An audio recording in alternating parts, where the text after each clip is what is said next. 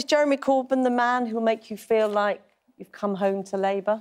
No, not me personally, but I do think that he represents a real strain in the party. He represents the party, or what used to be called Old Labour, or certainly the ideals that were to some extent swept away by Tony Blair. I'm thinking about particularly the dropping of Clause 4 from the Labour Party constitution. I'm thinking particularly about the disengagement from the unions, and of course it's significant that so many unions have come out for Corbyn.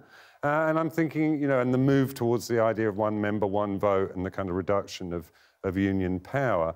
It's not that I think that Jeremy Corbyn's such a great thing, or that he'd be a great leader of the Labour Party, or that he'd be a great Prime Minister. It's that he does articulate some of the core values of the left. But the criticism of him, of course, is that, you know, this is just about protest and that he will make the Labour Party unelectable. So is this a protest for you? The point about contemporary British politics is that our voting system no longer adequately represents the diversity of political opinion, either in the Labour Party or the Tory Party. The Labour Party needs to split, and so do the Tories. John McTernan, the CWU backed Jeremy Corbyn today, saying Blairites, like you, are the virus and Jeremy Corbyn is the antidote.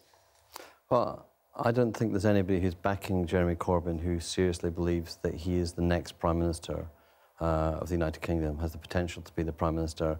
And in the end, what the unions need, what workers need, what the country needs, is a Labour government, because only a Labour government can make change. And that's the fundamental paradox at the heart of the support for Jeremy Corbyn. He's not supported by people who think he can be Prime Minister, and yet politics, in the end, is about winning power and using that power to do things like bring in a national minimum wage or to bring in civil partnerships. But if the momentum continues, he will win. I personally don't believe he will win. I don't think the unions don't have a huge sway over the members. They can't tell the members what to do. Other unions like Asda have backed Andy Burnham. I think party members hated the election result for good reason. There's a Tory government, and more than half the voters in the country voted for right-wing parties. And Labour Party members want to see a Labour government again. But are you saying that people like Will, people within the Labour Party who have nominated Jeremy Corbyn, who are clearly supporting Jeremy Corbyn, don't really know what they want? No, I think people do know what they want. I think the party will choose a leader who is a potential Prime Minister. I think people who are backing Jeremy Corbyn are giving a free ride for some ideas which are not only unelectable, they're quite dangerous, like withdrawing from NATO. I think that's, you know, no party could have a policy withdrawing from NATO and actually be elected in Britain. Well, I think, you know, those who don't remember their history are doomed to repeat it to some extent. And I think that the problem for people like John is they don't really remember what the regime they supported was like under Blair. And they don't really remember what was done. You know, the point is the Labour Party is too broad a church at the moment. On the right wing, you have people who are effectively neoliberals. You had effectively economic policies that went completely against any canon of socialism. And on the left wing, you have unreconstructed, in some cases, entryist Marxists. So how are you going to bridge that gap? The problem with our political system is that we do not have a voting system that adequately articulates people's views. So what, in essence... And it's no good people like John saying, oh, no, politics is about winning power. That's a political class point, and that's precisely what the supporters of Corbyn are objecting to. They're objecting to this philosophy that it doesn't matter, cleave to the middle ground, win power, then we'll do good stuff. But do you think, do you agree with him that actually this is not about voting for Jeremy Corbyn to become leader, to become Prime Minister? I think the people who are voting for Jeremy Corbyn and who have affiliated, and they're not like me, I'm doing it slightly cynically, and I'm also very interested in the London mayoral race, which my new position as a Labour Party supporter allows me to come in on. I think a lot of people who are backing Corbyn are young.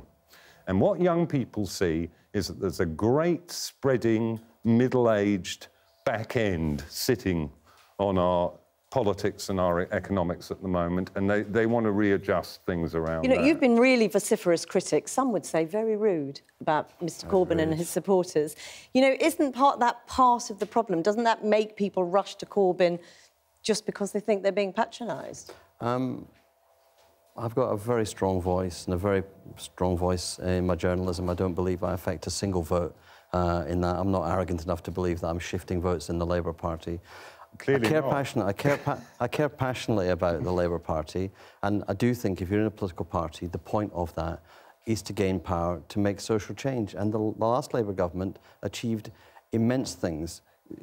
Will just talked about what young people want. One of the needs in Britain is for a better housing policy. You can only bring in a better housing policy if you actually get elected. I mean, that is the brutal truth of it, isn't it? That you need power to affect change. Well, I'd like to see... And the protest can be pointless. I'd like to see a Labour Party that was honest about what the problems are in our political system that are preventing the articulation of people's opinions and making people feel like they can't be bothered. But the Labour which is why we have incredibly low turnouts for elections from the young. Now, the young have got on the Corbyn bandwagon because they see somebody who's prepared to attack that. You know, John, for all his virtues, represents a kind of Blairite legacy, and particularly over things like Iraq, that people are still very, very upset about. And he's very unrepentant about that, and that's not really a very good position. Last word, if it's one word. You have to win to make change. We need a leader in the Labour Party who can win. John McTernan, Will Self, thank you very much.